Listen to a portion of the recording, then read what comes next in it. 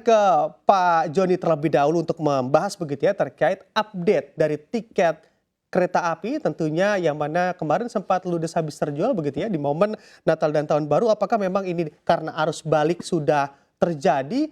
Eh, Tentunya kami akan menanyakan bagaimana ketersediaan tiket untuk di liburan Tahun Baru nanti begitu atau di tanggal 31 Desember 2023. Silakan Pak Joni. Ya, baik. Terima kasih Mas Bram. Selamat siang semuanya. Bahwa memang kita saat ini ya sedang terus melayani masyarakat dalam rangka baik itu arus mudik di masa angkutan Natal maupun nanti di arus baliknya dan juga begitu juga di Tahun Baru. Nah, kami memang menyediakan di masa angkutan Nataru ini ada sekitar 2,3 juta tiket yang kita siapkan untuk masyarakat mudik ataupun nanti arus baliknya. Dan kami mencatat bahwa masa puncak atau arus puncak mudik Natal ini itu terjadi di tanggal 23 Desember atau H-2. Ada sekitar 225.000 masyarakat yang menggunakan kereta api pada arus mudik Natal tahun ini. Kemudian juga kami kemarin juga mencatat untuk arus balik Natal itu terjadi di tanggal 26 Desember kemarin. Itu juga ada sekitar 200.000 orang menggunakan kereta api. Kemudian kami prediksi juga nanti akan terjadi arus mudik untuk Tahun Baru. Bagaimana masyarakat nanti akan libur kembali di masa Tahun Baru itu. Dan kami mencatat di tanggal 29 nanti itu akan kami prediksi akan terjadi lonjakan pada arus mudik Tahun Baru.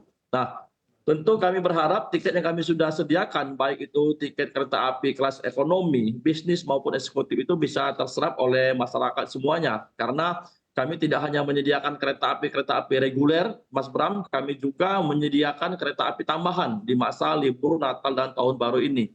Jadi memang kami di masa angkutan Natal dan Tahun Baru ini ya menyediakan ada sekitar 2,3 juta tempat duduk yang kami sediakan bagi masyarakat yang ingin mudik Natal maupun di Tahun Baru nanti, Mas Bram. Dan kami mencatat bahwa sudah terjadi puncak arus mudik di Natal itu di tanggal 23 Desember. Ada sekitar 225.000 penumpang yang menggunakan kereta api di masa arus mudik Natal ini. Sementara arus baliknya kemarin di tanggal 26 Desember juga sudah terjadi puncak arus balik Natal.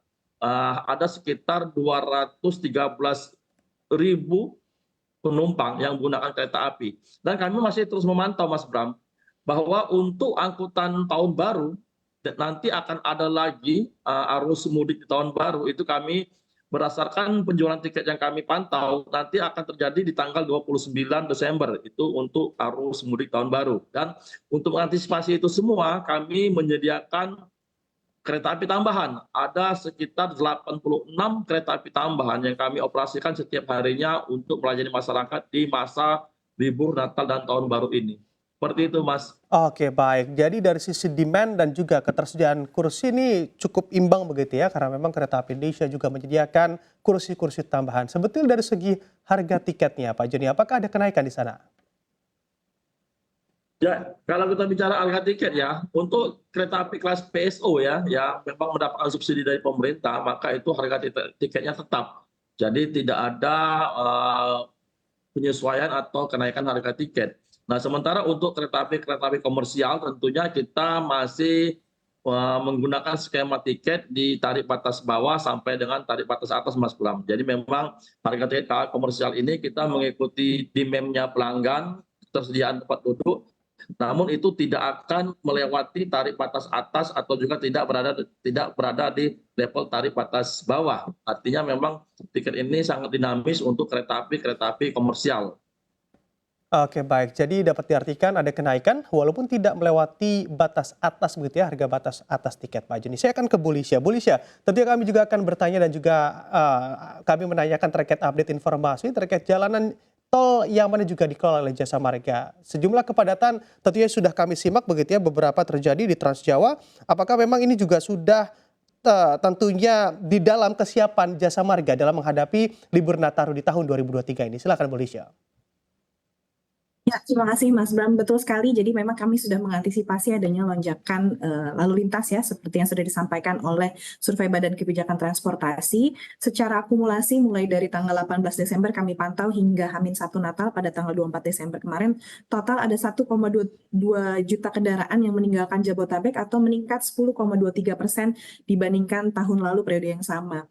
Tentunya hal ini juga kita lihat ya apabila lonjakannya pada saat arus mudiknya kemarin ya, dan juga di arus baliknya itu juga sudah terjadi di tanggal 25 dan 26 Desember kemarin gitu ya. Jadi tadi disampaikan bahwa memang ada peningkatan yang cukup signifikan di pada tanggal 25 itu naik sebesar 997.000 kendaraan atau naik sebesar 43,76%. Begitu juga terjadi di tanggal 26 Desember. Jadi kemarin puncaknya cukup terjadi di 2 hari ya. Di tanggal 26 Desember sebanyak 189.000 kendaraan atau naik 46,32%. Betul sekali yang tadi disampaikan oleh Mas Bram, hal ini didominasi dari kendaraan yang keluar ataupun masuk dari wilayah timur, dari arah Trans Jawa yang melakukan transaksi di gerbang tol Cikampek Utama, dan juga dari arah Bandung di gerbang tol Kalihurip Utama. Lalu diikuti dari arah barat, dari gerbang tol Cikampek Utama yang dari arah ataupun menuju Merak, begitu juga diikuti dari gerbang tol Ciawi ya di Bogor untuk pengguna jalan yang keluar dan masuk Jakarta menuju wilayah Bogor.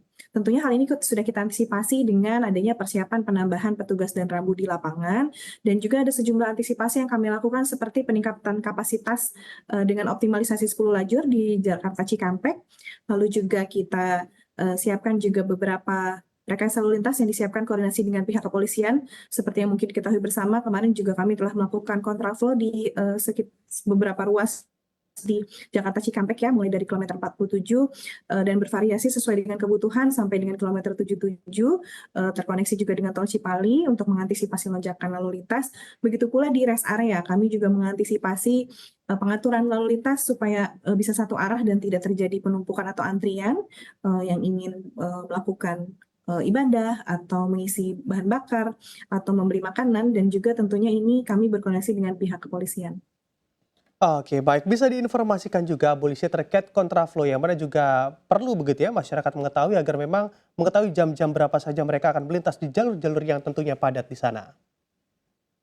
Ya, jadi kontraflow ini sifatnya situasional ya Mas Bram, dan bagi para pengguna jalan tol yang nanti akan menggunakan khususnya di ruas Jakarta Cikampek sesuai evaluasi yang kami lakukan kemarin, itu sifatnya situasional. Jadi ketika sudah melebihi batas volume kapasitas per rasio yang optimal, lalu kami juga akan menambahkan satu tambahan lajur ya dari arah sebaliknya untuk bisa meningkatkan kapasitas kendaraan yang akan melewati lajur tersebut. Seperti yang kemarin kita alami di Jakarta Cikampek, itu sudah dilakukan kontraflow dari siang sampai dengan malam hari untuk bisa menambah kapasitas kendaraan yang memasuki Jakarta. Jadi ini sifatnya situasional. Jadi kami harapkan kepada pengguna jalan tol dapat terus mengakses informasi yang ada di Jasa Marga, begitu juga dari Korlantas untuk bisa mengetahui kapan saja akan dilakukan rekayasa kontraflow. Dan juga saya ingin menambahkan pada saat kemarin libur balik maupun arus mudik maupun balik di periode libur Natal, kami juga melakukan pengoperasian jalur fungsional ya. Ini juga sebagai tambahan akses dan juga ruas di seperti yang di Japek 2 Selatan kemarin juga sempat dibuka beberapa saat untuk bisa mengantisipasi lonjakan lalu lintas dari arah Bandung menuju Jakarta dari segmen Sadang Kutanegara sepanjang 8,5 km telah dilaksanakan kemarin pada tanggal 23 Desember hari Sabtu mulai pukul 16.30 sampai dengan 18 waktu Indonesia Barat. Lalu juga di Jogja Solo ada ruas fungsional di segmen Kartasura dan Karanganom sepanjang 13 km.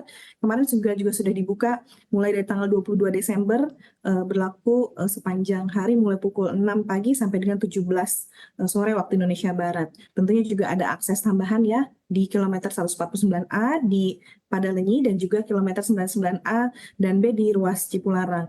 Tentunya hal ini juga ditambah juga di Jakarta ada Cinere Jagorawi ya yang berkoordinasi Cinere Serpong, terintegrasi dengan Cinere Serpong, ini juga sudah dibuka secara fungsional.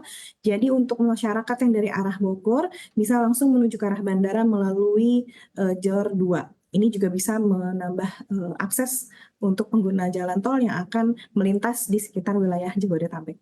Oke, baik. Dan kiranya juga para pengguna harus selalu mengupdate begitu ya informasi tentunya dari kanal-kanal Jasa Marga. Saya akan kembali ke Pak Joni.